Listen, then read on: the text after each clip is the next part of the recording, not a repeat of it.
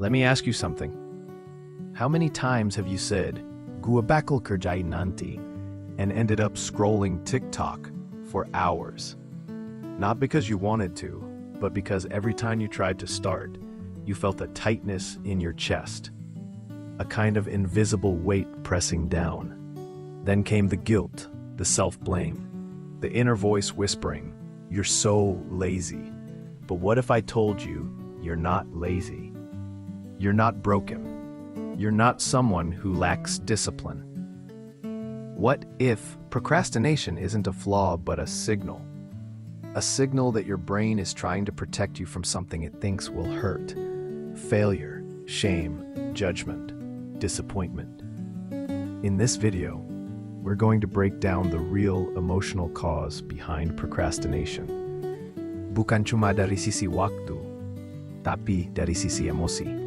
We'll explore why your brain does this, how to recognize the emotional blocks, and most importantly, how to move forward with clarity, self-compassion, and focus.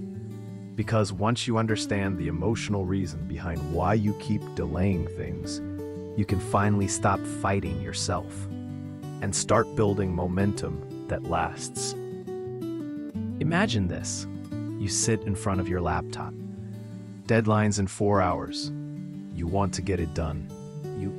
You even tell yourself, okay, this is it. Gue bakal mulai sekarang. But suddenly, you open another tab. You rewatch that one comfort video on YouTube. You scroll. You snack. You escape. Here's what's actually happening. Your brain has linked that task, writing the essay, replying that email, sending that application, with pain. Not physical pain, but the emotional kind. Fear of judgment, fear of not being enough, fear of starting and realizing, I'm not that smart. So your brain, trying to protect you, says, let's not do this now. Let's avoid this feeling. This is what behavioral psychologist Dr. Tim Pychyl calls misregulation of emotion. We're not avoiding the task. We're avoiding the emotion attached to it. That's why just saying, be disciplined, or just do it, rarely works. Because the real block isn't your time management. It's your emotional regulation. The task reminds you of something deeper. That one time you tried and failed. That teacher who made you feel stupid. That parent who only praised you when you succeeded. And your body remembers. So every time you face a task that feels similar, you delay. Not because you're lazy, but because you're hurting. Here's the truth. Procrastination is not a time problem. It's an emotional pain response. And to heal it, we don't need harsher discipline. We need deeper awareness. Dr. Brené Brown said, we cannot selectively numb emotions. When we numb the painful emotions, we also numb the positive ones. When we keep avoiding discomfort, we also numb our ability to feel proud, fulfilled, focused. Let me explain with a simple metaphor. Imagine your task is a door. Behind it is a prize, clarity, achievement, growth. But standing in front of the door is a barking dog. It's loud, it's scary.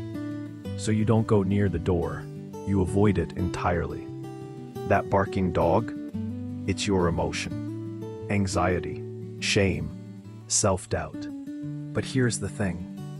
That dog doesn't bite. It just wants to be seen, acknowledged. So here's the framework that helps. 1. Emotional labeling. In psychology, this is called affect labeling. Naming your emotion reduces its intensity. Instead of I'm lazy, try. I'm anxious, this won't be good enough. I'm scared, I'll disappoint people. Label it, feel it, breathe through it. 2. Time blocking, emotionally informed. Time blocking is a powerful tool, but most people misuse it. They fill the blocks with tasks, not emotions. Here's the upgrade. Schedule focus sessions with emotional context. Morning, low anxiety. Do deep creative work. Afternoon, more restless. Do lighter admin tasks. Before starting, ask, what am I feeling about this task? This turns your schedule from a to-do list into a self-aware strategy.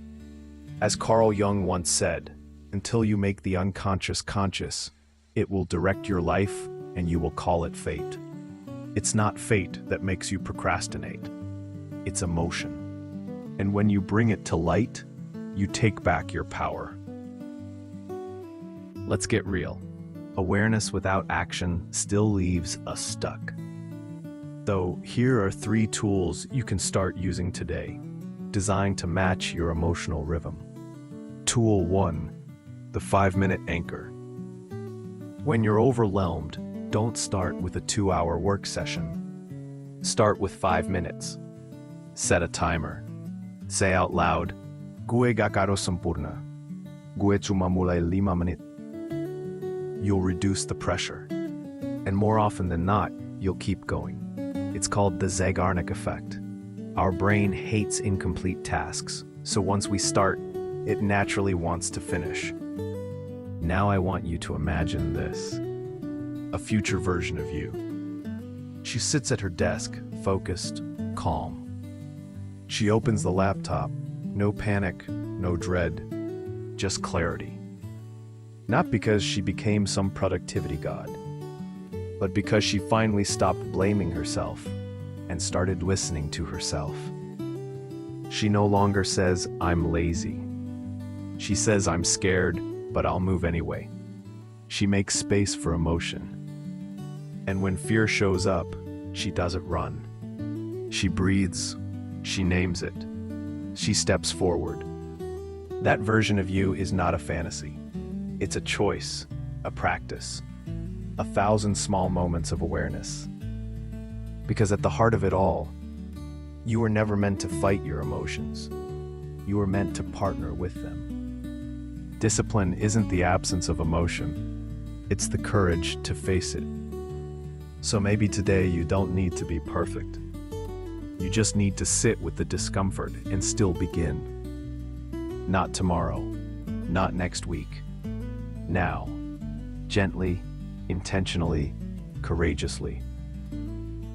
If this video helped you see your procrastination in a new light, share it with someone who needs to hear this today. Comment below. What emotion do you notice hiding beneath your procrastination? Naming it might be your first act of self-liberation. And if you want more tools like emotional time blocking, self-kindness during setbacks, or rewiring your motivation, subscribe. Because we're not just chasing productivity here, we're healing from the inside out. Remember, it's not about fixing yourself. It's about understanding yourself. And when you do, you'll find that everything you've been postponing was never out of reach. It was just waiting for you to feel safe enough to begin.